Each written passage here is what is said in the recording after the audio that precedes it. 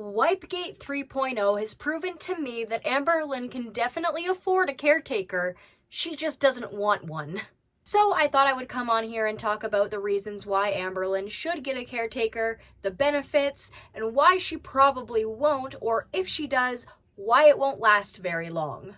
Hey, what's up everybody? It's only Journey here. I hope you are all having a wonderful whatever time it is for you guys right now. Today we're doing something a little bit different, but something I've been wanting to dive in for a while, video essays.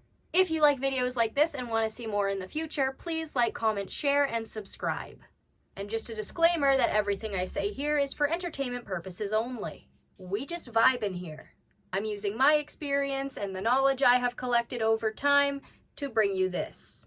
First things first, I wanted to discuss something that Amber has been saying constantly. Back with my ex, okay?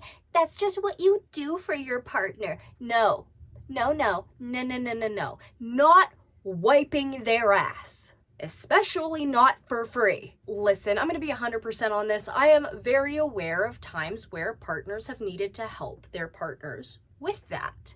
Yes, for a short amount of time, that's fine. You know, it's good to take care of each other when you are on your lows. But if you have to do that for more than 2 weeks or more than a month, hire a caretaker.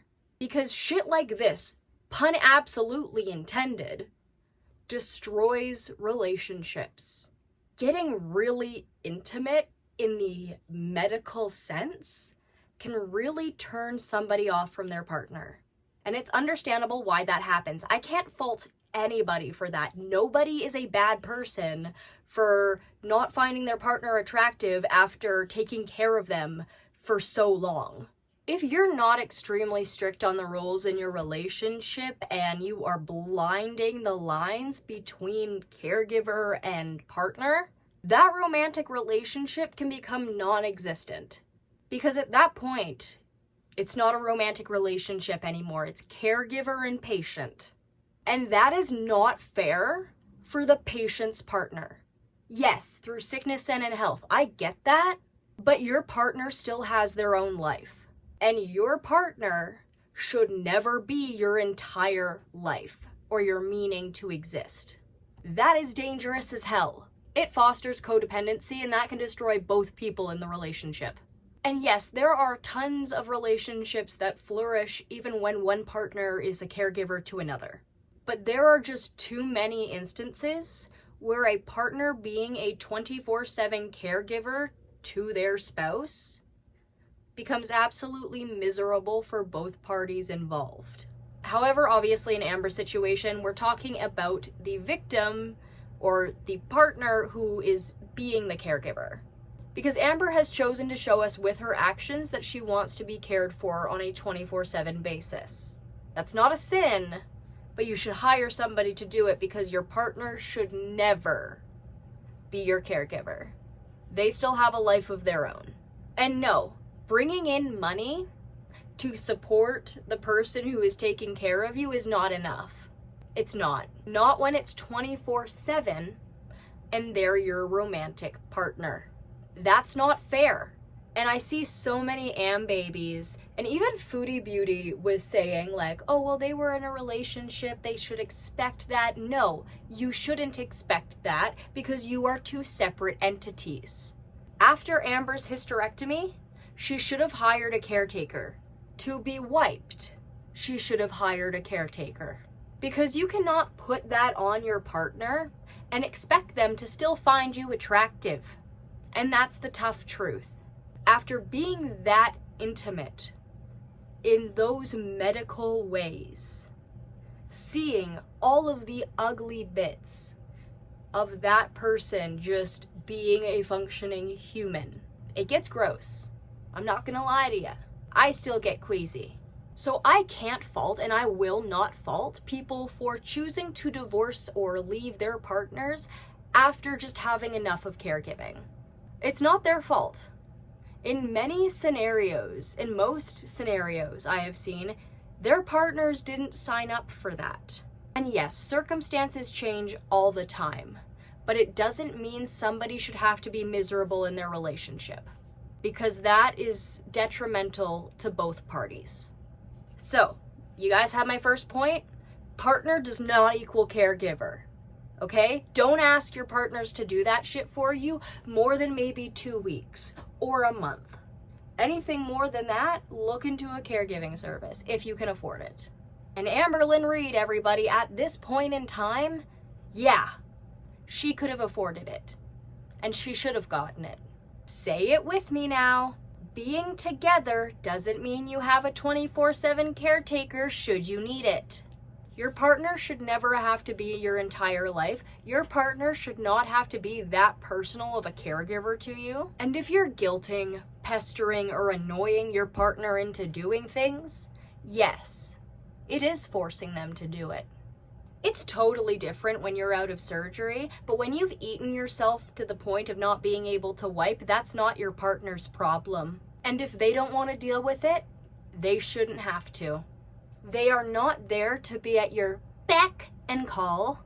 If you ask your partner to be your full-time caregiver and they agree, you still have to make sure you two have separate incomes. You still should be putting money aside for that person, should they need it. So what do I do as a caretaker? First off, I work with a lovely woman with dementia, which is a whole lot different than working with somebody who is in their 30s. But I help my resident with getting down to meal times, getting down to events, showering, exercise, making sure she's using her walker. I do laundry for her, cleaning up around the house. And I also administer medication if the nurses aren't there to do so. As a companion, I also just kind of hang out with my resident as well, and we've become really good friends. While I may not work with people who are only physically disabled, I do have a general idea of how these services could really help Amberlynn Reed. You hear that, Amber? I'm not doing this to be a see you next Tuesday. So what are some ways that a caretaker could help Amberlynn Reed? I want to start off with probably the biggest problem for Amber. At least the biggest problem that I see personally. Amber has eaten herself to the point of disability, and she is too much of a slave to the addiction to do anything meaningful about it. A caretaker could help her get some of that stuff under control. At least, while they're there. If she wanted 24/7 around-the-clock care, it would be probably easier. But I only work for 5 hours, and even then, that's pretty expensive for the average person. As if Amberlynn Reed has the average income, but whatever. With a caretaker, Amber could have somebody who monitors her food intake and is able to kind of guide her into the direction of healthy eating, along with helping her get out to exercise, getting out to just walk around, going to places like Walmart, Target, all that stuff, getting her out and moving. This person could even become a gym buddy for her if she wanted to go to the gym. This person could also help Amber establish a self-care routine, helping her with showering, bathing, going to the washroom, all of those things. Helping with stuff like cleaning and a more active routine. And overall, that would be a great stepping stone to help her get more independent and less codependent. What would be the benefits? A lot of people need a little extra help around the house, and that's okay. For someone who is over 500 pounds, everyday chores and just trying to do stuff every day, that shit can be painful. And fatigue comes a lot more naturally. I don't blame Amber for getting tired easily or panting, after taking a couple steps. I'm more annoyed that she flip-flops on stuff literally all the time. And having somebody around who can help her would be great for her. Because not only would she get the help, she would have extra encouragement to do better for herself. She'd have somebody who could hold her to a consistent schedule, socially, physically, mentally, whatever other schedules there are. Are there mental schedules? Having more social interaction, and caregivers will not do what they don't have to. So if Amber tries to push something on a caregiver and they're like, no, you can do that yourself, they will tell her. Which having somebody who's a bit more of a hard ass for Amber would probably be very good for her. Though, we'll talk about that later. She would also have somebody around to help her with her hygiene. Like I said, a lot of things get hard when you're around 500 pounds. And that's not Amber's fault. It is totally reasonable that she may need some help with this stuff. Like I said earlier though, she shouldn't have sprung this on Beck. That was unfair to them. She would also have somebody who would be able to teach her better habits with these things. Somebody to help her get out, get into more hobbies, or, advancing the hobbies that she already has. When you have somebody helping you, it is so much easier to keep your mind functioning. But in all honesty, I don't think she'll get one. So why won't she get one? Or if she did, why wouldn't it last long? Amberlynn doesn't know how to treat people well. She tries to manipulate people into getting her way. She tries to force people into getting her way. And while she is a miserable person in general, and the caretakers will deal with that and be like, whatever, they will not deal with BS. If you're going to be disrespectful, or if you're going to try to spring shit on them that they don't have to do, they will tell you. They're not going to be quiet about it. And Amber can't take lip from anybody without taking it extremely personal. And that is a narcissistic tendency. But we're not talking about narcissism here. We're not. Like, if there's a possibility she could wipe on her own, her caretaker would ask her to do so, or at least try. The caretaker, however, will not clean your shit rags for you if you can do it yourself. And people who gaslight and manipulate and just emotionally abuse people in their lives, whether they know it or not, make everybody, doesn't matter what profession, hate their job. But caretakers especially. Giving your time to care for other people is already extremely selfless. So I implore everybody, don't make it harder for them. Not everybody who comes into this profession is an angel, but so many are. So when you find those angels, you may not agree with everything that they tell you to do, but if it's for your own good, fucking do it. Don't make their lives harder. If she hires this person full time, I fear that she would assume that that person is okay to be in her videos. Or at least try and guilt trip them into being in her videos because she is paying them.